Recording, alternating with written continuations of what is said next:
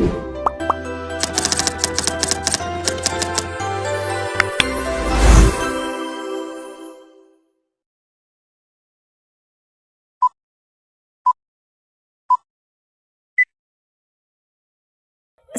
warahmatullahi wabarakatuh. Selamat siang, hai teman-teman. Perkenalkan saya Imawati Wiwin dari Mentibau, kelompok 2 dari tugas anti korupsi. Oke, kesempatan ini saya ingin menanyakan kepada teman-teman saya yang di sekitar kampus ini tentang mengapa dengan begitu panjangnya sejarah pemberantasan tindakan pidana korupsi dan begitu banyaknya peraturan yang mengatur tentang delik korupsi, namun korupsi masih terus bertumbuh subur di Indonesia. Mengapa? Yuk sama-sama ikuti saya untuk bertanya kepada teman-teman. Let's go. Permisi Kak, boleh numpang nanya? Boleh. Namanya siapa? Nova, Kak Nova semester berapa? semester 3. Oke Kak, jadi saya mau tanya nih tentang korupsi. Kenapa sih di Indonesia ini masih tumbuh subur korupsi padahal peraturan-peraturan itu sudah ada tentang korupsi? Kenapa sih menurut Kakak? Kalau menurut saya itu mungkin rendahnya gaji pegawai dan atau kesejahteraan pegawai. Jadi mungkin itu juga salah satu faktor untuk mendorong mereka korupsi sih.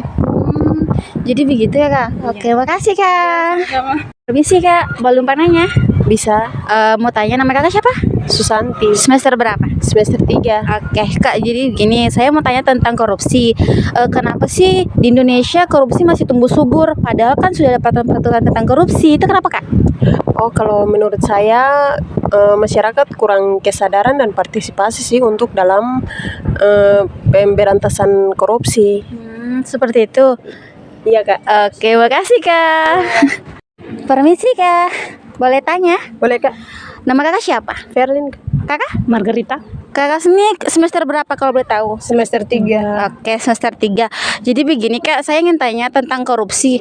Menurut Kakak, kenapa sih korupsi di Indonesia masih tumbuh subur nih? Padahal kan sudah ada peraturan tentang korupsi. Itu kenapa sih Kak kalau boleh tahu? Ya, karena telah menjadi budaya.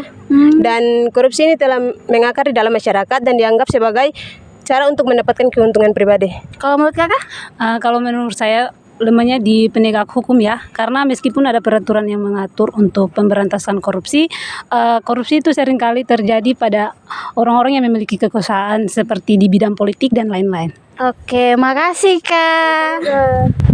Permisi Kak, permisi. Iya. Maaf Kak, mau nanya, nama Kakak siapa? Salsa, Semester berapa? semester 3. Oke Kak, saya yang bertanya tentang korupsi nih. Kenapa di Indonesia korupsi masih tumbuh subur? Padahal kan sudah ada peraturan tentang korupsi. Itu kenapa sih Kak? Kalau menurut saya itu karena rendahnya akuntabilitas dan kebijakan yang tidak transparan antara pemerintah dengan sektor publik. Contohnya tuh kalau pengelolaan anggaran dana atau penyediaan barang atau jasa itu tidak jelas kemana, karena masyarakat tuh tidak tahu sebenarnya dana itu kemana gitu. Oke, makasih Kak. Maaf sekali lagi, maaf. Seseorang ketika berbuat korupsi misalnya, dia merasakan akan mendapatkan sesuatu yang besar. Tapi Quran menasihati jangan lakukan, karena kamu akan terhina. Betapa itu terbukti ketika dia diketahui, entah itu KPK, kejaksaan atau polisi menangkap dan seterusnya.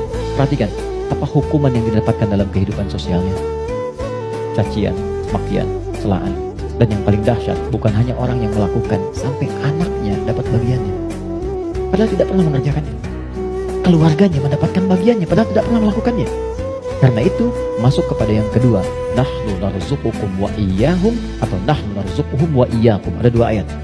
Kaidah perilaku dan rizki ada yang terwariskan. Yang kedua kata Allah, kalau kamu merasa bisa menanggung kehinaan pada dirimu, pikirkan keluargamu. Ingat, korupsi itu haram.